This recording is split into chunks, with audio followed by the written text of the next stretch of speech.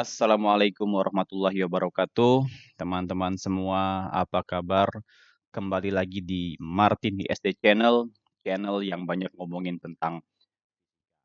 Nah, teman-teman, pada video kali ini saya akan berbagi sedikit mengenai transistor. Ya, ini adalah salah satu materi yang dipelajari di mata kuliah elektronika. Namun teman-teman sebelum kita memulai ya, jangan lupa untuk subscribe dan nyalakan tanda lonceng agar teman-teman semua mendapatkan update terbaru dari video-video saya. Lalu jika teman-teman menyukai video ini silahkan klik like ya dan share sebanyak-banyaknya ke teman-teman yang lain agar video ini semakin bermanfaat. Nah, teman-teman langsung saja kita mulai ya materi kita pada video kali ini. Nah, ini adalah outline dari materi yang akan saya sampaikan. Yang pertama adalah struktur transistor, yang kedua adalah unbiased transistor, yang ketiga adalah biased transistor, kemudian koneksi kolektor emitter, kemudian kurva basis ya, kurva kolektor, common emitter, daerah operasi transistor, dan yang terakhir adalah bias basis. Nah, teman-teman, sebagaimana kita ketahui bahwa transistor itu dia punya 3 daerah ya atau 3 terminal. Pertama adalah emitter, yang kedua adalah basis, dan yang ketiga adalah kolektor. Jadi ini kolektor ya, ini adalah basis, dan ini adalah emitter. Tipe ini disebut NPN. NPN ada juga tipe PNP. Jadi ada 2 teman-teman transistor itu, ada transistor tipe NPN dan tipe PNP. Ya, jangan lupa ya pada dioda bahwa transistor ya bertipe N adalah semikonduktor yang didoping ya dengan dengan bahan-bahan pentavalen. Sedangkan semikonduktor bertipe P adalah semikonduktor yang didoping dengan bahan-bahan trivalen. Nah, tingkat doping di emitter sangatlah tinggi. Jadi pada emitter ini dia mendapatkan doping yang sangat tinggi. Artinya dia mendapatkan doping ya pentavalen ya sangat-sangat tinggi. Artinya pembawa mayoritas elektronnya sangat besar di sini. Sedangkan basis itu rendah. Nah, kemudian tingkat doping kolektor di antara emitter dan basis. Jadi kolektor ini didoping hanya di antara basis dan emitter. Kemudian memiliki 2 junction ya, 2 junction yaitu pada emitter base dan kolektor base. Ini adalah daerah junction atau daerah perbatasan antara basis dan emitter dan basis kolektor. Bayangkan struktur ini seperti 2 buah back-to-back dioda. Jadi memang teman-teman transistor ini dia mirip-mirip dioda yang disusun secara back-to-back. Ya, PN kemudian PN. Kalau dioda, kita belajar dioda kemarin itu hanya PN ya atau NP seperti itu. Hanya ada 2 daerah atau 2 terminal. Nah, ini adalah gambar transistor yang sebelum berdifusi dan setelah berdifusi. Ya, jadi idealnya teman-teman setelah transistor terbentuk dia akan susunannya seperti ini ya strukturnya. Ini adalah unbiased transistor. Jadi di sini ada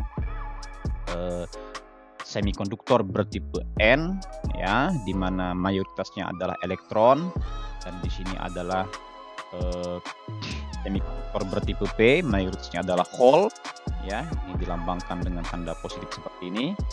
Kemudian ini adalah semikonduktor bertipe N lagi ya, mayoritasnya adalah elektron.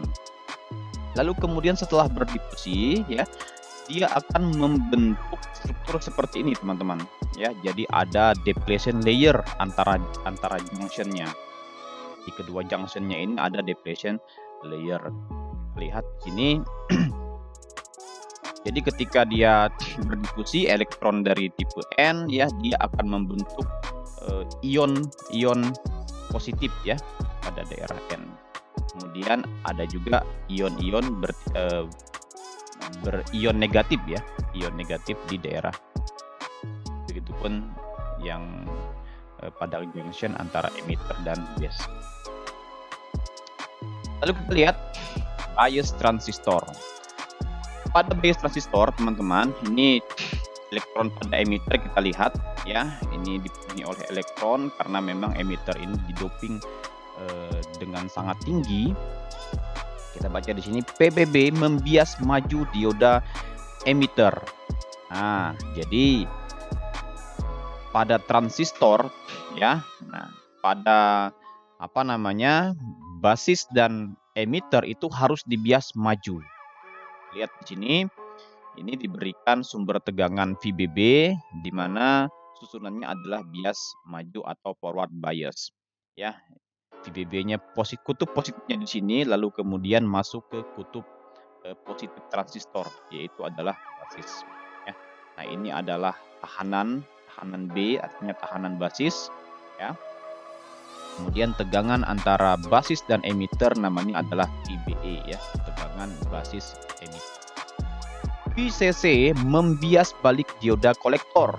Nah, sedangkan di sebelah sini teman-teman ini kita berikan reverse bias ya, atau bias balik. Nah, ini positifnya di sini, kutub positifnya, kemudian dia masuk ke kutub negatif, artinya dia membias balik.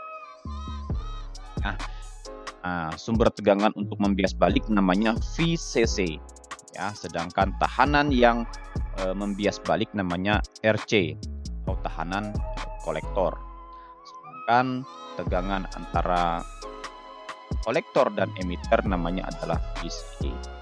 Nah, tugas emitter yang memiliki doping tinggi memberikan elektron ke basis. Jadi ketika aktif ya forward biasnya, maka nanti elektron yang ada di emitter itu akan masuk ke daerah basis ya, walaupun nanti ada sebagian kecil elektron yang masuk ke daerah RB ya, karena memang ini elektron itu mengalir dari kutub negatif ke kutub positif. Elektron sebagian kecil masuk ke daerah sini, namun sebagian besar nanti elektron yang di daerah emitter akan masuk ke daerah basis, lalu kemudian nanti kita lihat akan menyeberang ke daerah. Lalu bagaimana elektron pada daerah basis?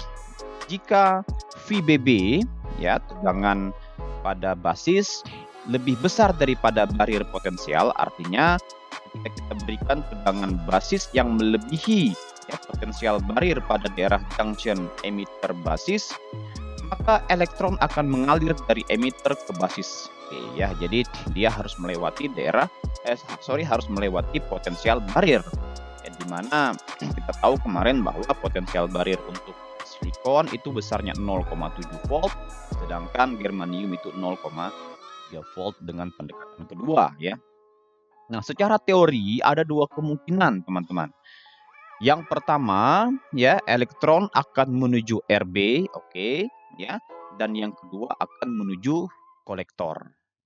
Oke, pasti ya, elektron pasti sebagian kecil akan masuk ke daerah. Oke, sedangkan kita lihat ya, nah ini elektron basis, namun demikian elektron umumnya akan mengalir menuju kolektor. Nah, mengapa? Dua alasan. Basis didoping ringan sehingga dia langsung masuk ke daerah emitter, dan basis secara fisik sangatlah tipis. Ini sebabnya teman-teman ya. Jadi di daerah basis ini memang diberikan doping yang sangat rendah, lalu kemudian tipis, hingga nanti elektron akan langsung menyeberang ke daerah kolektor. Nah, elektron pada kolektor, kebanyakan elektron dari basis akan menuju kolektor. Segera setelah mencapai kolektor, elektron bebas akan ditarik oleh VCC dan mengalir melalui RC. Jadi setelah elektron nanti akan masuk ke daerah kolektor, lalu kemudian elektron ditarik oleh VCC ini melalui RC. Ya. Dengan seperti itu mengalirlah arus pada daerah RC ya, atau VCE ini.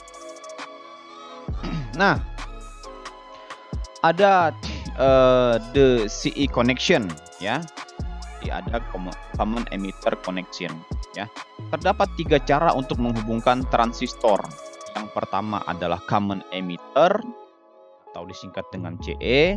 Yang kedua adalah common collector disingkat dengan CC, dan yang ketiga adalah common base atau disingkat dengan CB.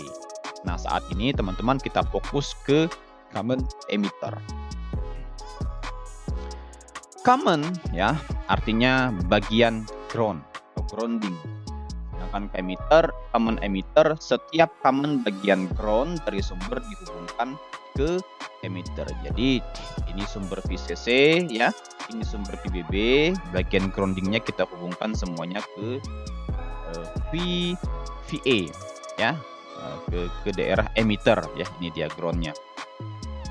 Nah, oleh karena itu terdapat 2 loop. Yang pertama adalah loop basis dan yang kedua adalah loop kolektor. Loop basis ya, VBB membias maju dioda emitter dengan RB sebagai resistor pembatas arus. Ya, tadi sudah saya jelaskan. Dengan mengubah VBB, ya, jadi kalau dalam praktikum itu kita biasanya menggunakan potensiometer untuk mengubah nilai VBB. Dan RB, ya, RB ini kita biasanya menggunakan rheostat, ya. Atau kalau kita praktikum menggunakan live wire itu bisa sangat mudah sekali. Maka kita dapat mengubah arus basis. Jadi dengan mengubah variabel ini dan variabel ini kita bisa mengubah arus yang masuk ke daerah transistor. Ya, tepatnya di BE atau IB ya. Mohon maaf, IB. Mengubah arus basis berarti mengubah arus kolektor. Nah, teman-teman, ini adalah kata kuncinya. Ya, jadi ketika kita mengubah arus pada basis, maka kita juga mengubah arus pada kolektor. Dengan demikian arus basis mengontrol arus kolektor. Lalu kemudian kita lihat pada loop kolektor. Ya, VCC membias balik dioda kolektor melalui RC. Dioda harus dibias dengan kondisi seperti ini. Jika tidak, maka transistor tidak akan bekerja dengan baik.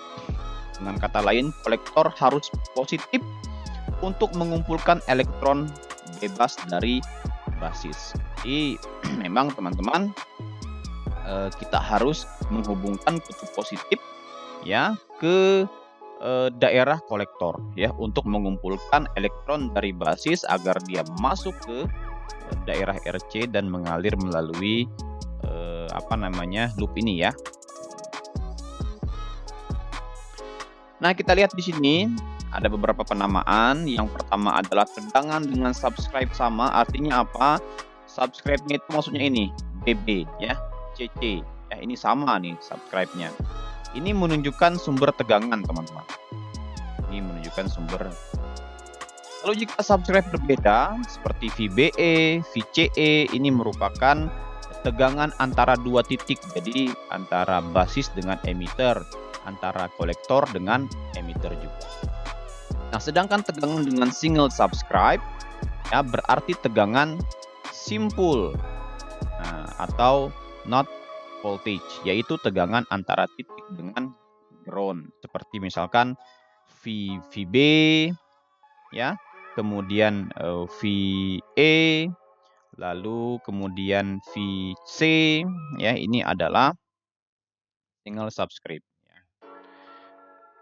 Nah, oleh karena itu dengan mudah kita mendapatkan perhitungan tegangan, yaitu VCE sama dengan VC dikurangi dengan VE.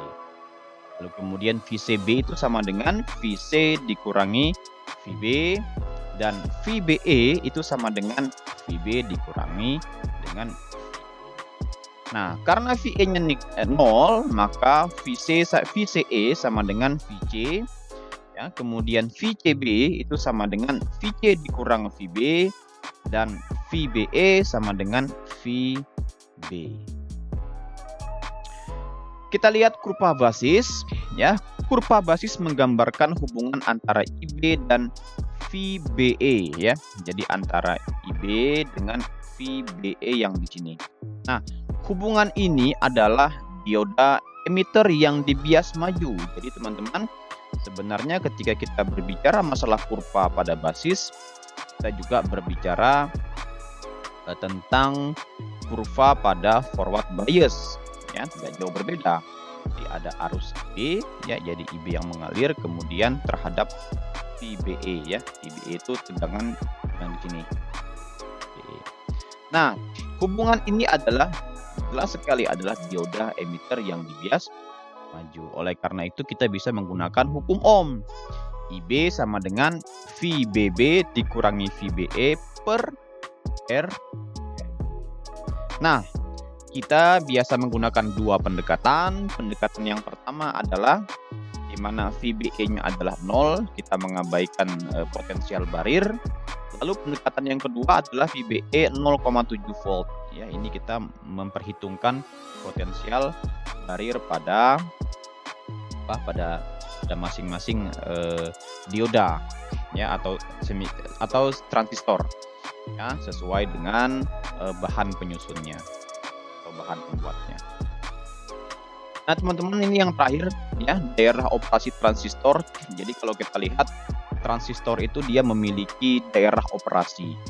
Nah, ada 4 daerah operasi transistor. Yang pertama adalah active region, yaitu bagian kurva horizontal di mana arus kolektor adalah konstan. Kemudian yang kedua adalah breakdown region. Transistor sebaiknya jangan beroperasi di daerah ini karena nanti jika transistor beroperasi di daerah ini akan membuat transistor rusak ya. Ya, jadi dia akan rentan rusak. Lalu yang ketiga adalah saturation region.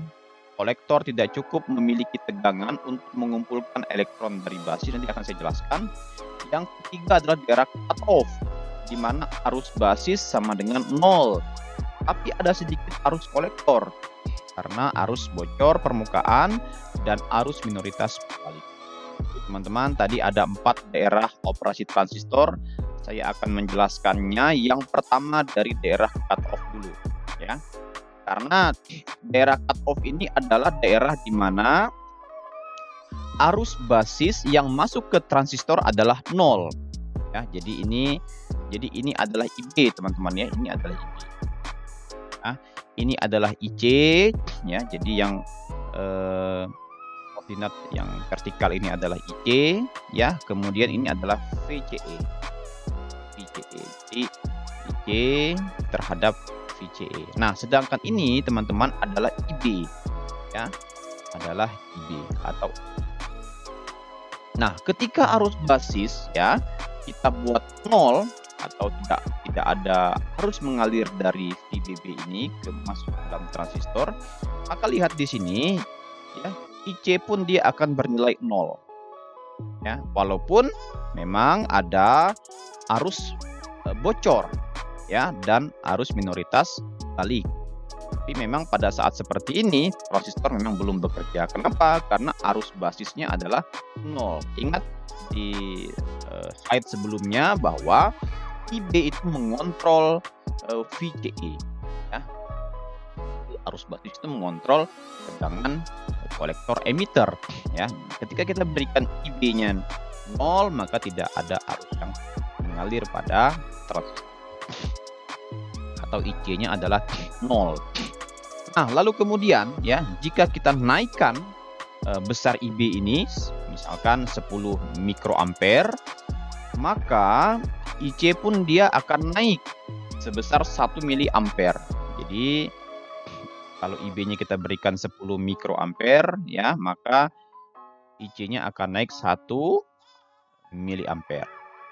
Begitu seterusnya. Ya, jika kita berikan 20 mikroampere pada IB ya, maka IC-nya akan naik menjadi 2 miliampere. Dan seterusnya, ketika IB kita naikkan besar arusnya sebesar 30 mikroampere, maka IC juga akan naik sebesar 3 miliampere dan seterusnya sampai ke 70 mikroampere IB-nya. Nah, maka IC-nya bernilai 7 miliampere. Nah, teman-teman, jika kita naikkan lagi nilai IB-nya ini ke sini, ya, sedangkan IC-nya dia masih tetap di 7 miliampere, maka itu menunjukkan IC-nya sudah maksimum. Ya, sudah maksimum dan di sini terjadi daerah saturasi namanya. Jadi saturasi. Jadi jika kita naikkan lagi IB-nya ya lebih tinggi lagi dari 70 mikroampere dan IC-nya tidak akan naik-naik lagi, maka di situ sudah jadi daerah maksimum ya, IC maksimum. Nah, apa yang terjadi ya? Yang terjadi ketika kita naikkan lagi IB-nya, maka di situ akan mengalami kerusakan nanti transistornya.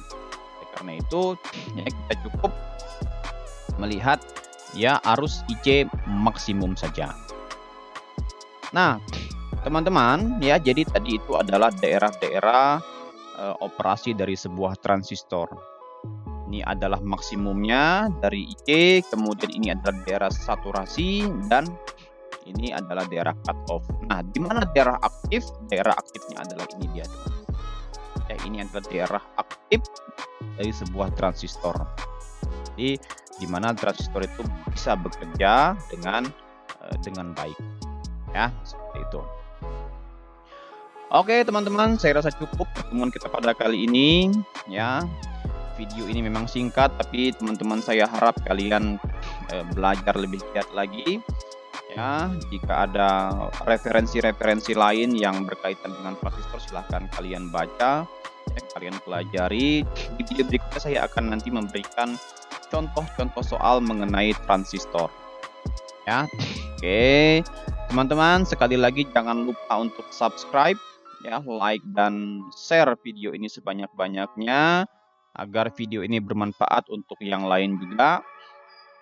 Terima kasih. Wassalamualaikum warahmatullahi wabarakatuh.